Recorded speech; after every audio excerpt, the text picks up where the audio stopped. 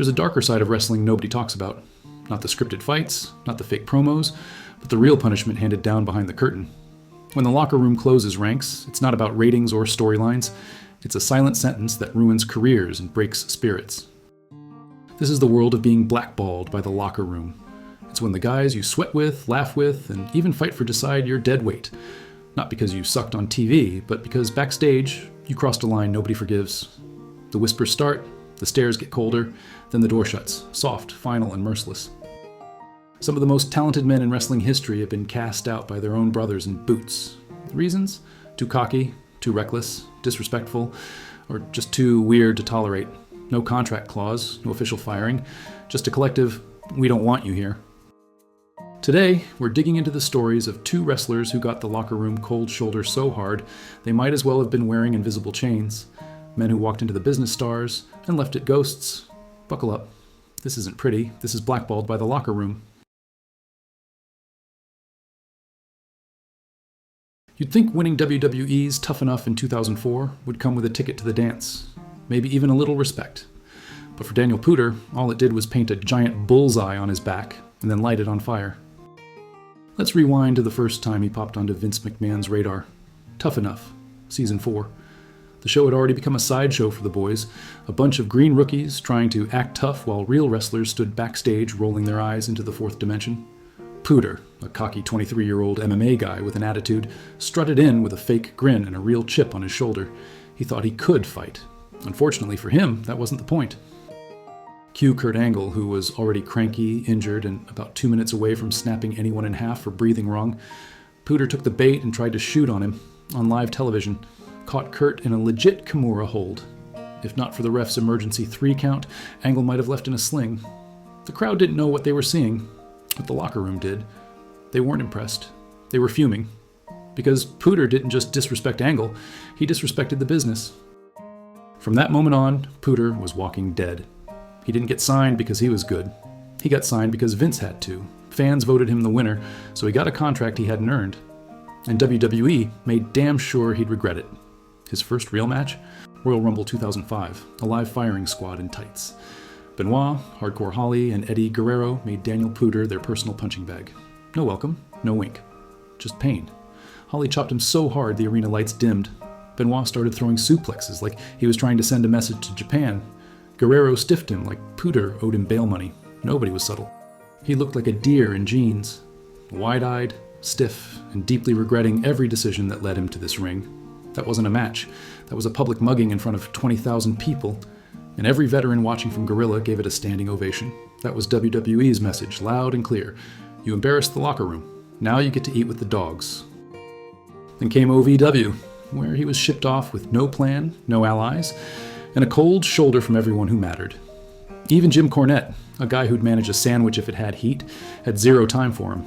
Said he was cocky, said he was disrespectful, said he didn't understand why there's a pecking order. He just wanted to peck. He never made it to Raw, never made it to SmackDown, barely made it to Tuesday. His only WWE legacy? That Kimura on Angle, and the ass beating that followed. By September 2005, he was quietly released. No farewell, no injury, no write-off. He just evaporated. From future superstar to, wait, who? In under a year?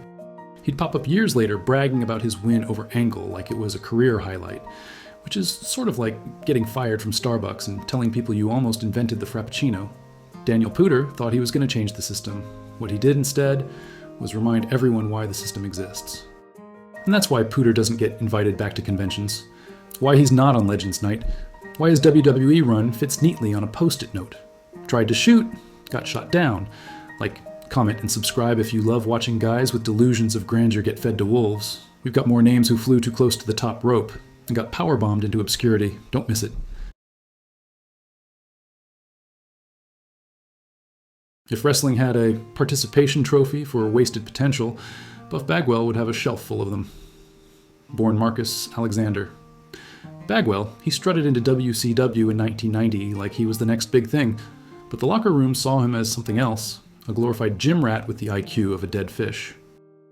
He wasn't the worst. He could bump, he had a decent dropkick, but even then the ego was clocking in before the bell. Buff walked like he was HBK and talked like he was Flair backstage. He was already catching side eyes for being a drama magnet with an allergy to humility. The locker room whispered about his need for constant attention, his obsession with his spray tan, and his refusal to take serious bumps. Buff was the guy who'd grunt after a basic bump like he just survived a car crash. He'd complain about everything: his spot on the card, the size of his dressing room, and even the volume of the pyro on his entrance. Then came the NWO. Suddenly, Buff was part of the biggest thing ever. The truth? He was mostly a placeholder, a pretty face thrown into a group that needed warm bodies to fill out the roster. He never really earned his spot. He borrowed it, and the locker room knew it. The NWO's own leaders, Kevin Nash, Scott Hall, Hollywood Hogan, saw Buff as a background player with no edge. When the cameras were off, Buff was often the butt of backstage jokes. A pretty boy with no juice, who thought charisma was something you sprayed on. Buff's biggest push came in tag teams, especially with Scott Steiner. That partnership was legendary for one thing: how badly Buff got eaten alive backstage by Scott's intimidation alone. Buff often tried to act tough, but the Steiners were known for putting guys in their place, and Buff was no exception. Rumors say that Buff's attitude problems escalated when he started seeing himself as a main eventer, but the locker room wasn't buying it. His peers described him as lazy, entitled, and utterly lacking in ring psychology. In 1998, Buff suffered a serious neck injury during a match with Rick Steiner. It was brutal. At first, the locker room showed sympathy, real sympathy. But once Buff was cleared, whispers started that he was milking the injury for sympathy and screen time. The same guy who couldn't take a hard bump was now playing the victim, and it didn't sit well. Fast forward to 2001, when Vince McMahon bought WCW and Buff strolled into WWE like he was the second coming of Hulk Hogan. Spoiler alert, he wasn't. He was an instant pariah. His WWE debut match against Booker T was so painful it made fans chant "boring" before the first lockup.